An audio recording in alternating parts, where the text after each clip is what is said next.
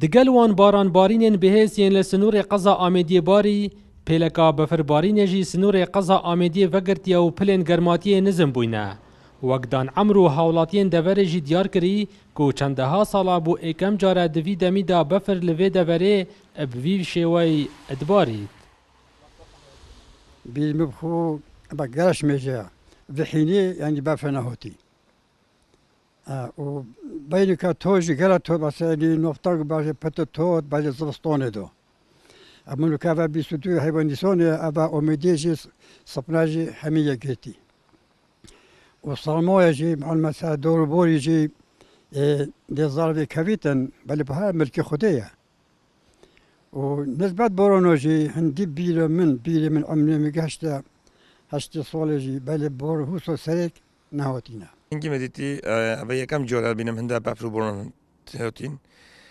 سالانو تو یکی هات بود بفر گل زده هات بود بس جوی حدی بران گل رزاق زده حدی بران گل کو بوری بنقله.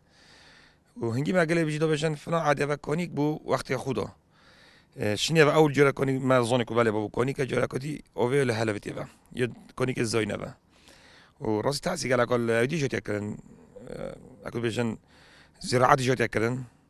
زده حدی بران هات شرعت هریان چی نخوریم.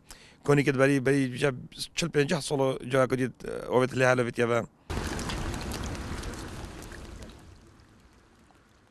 هاتنا پیلا بفرو بارانان بریجه که برچاف آف زیده بویو تاراده کی کاریگری لسر جهن گشتی هاتیه کرن. ده بیریمه هنگی ما امی بغل نبعمنی بس با هنگی بیریمه وصل بفع بخینی ساله بفع نهوتی و افصال گل ریجت هاتین.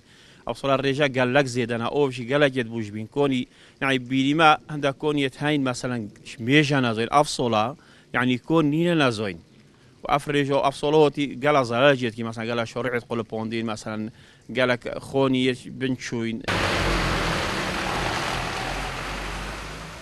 ده افصلا دا بلنترین رجا بارانبارین لویدبره لنحیا سرسنکی بویا او جی 2193 ملیمین باران بارینه او بلنترین رجا بفر بارین جی لنحیا کانیماس بویا او جی 209 سنتیمین بفر بارینه. دلدار عرف كورسات نيوز آميدية.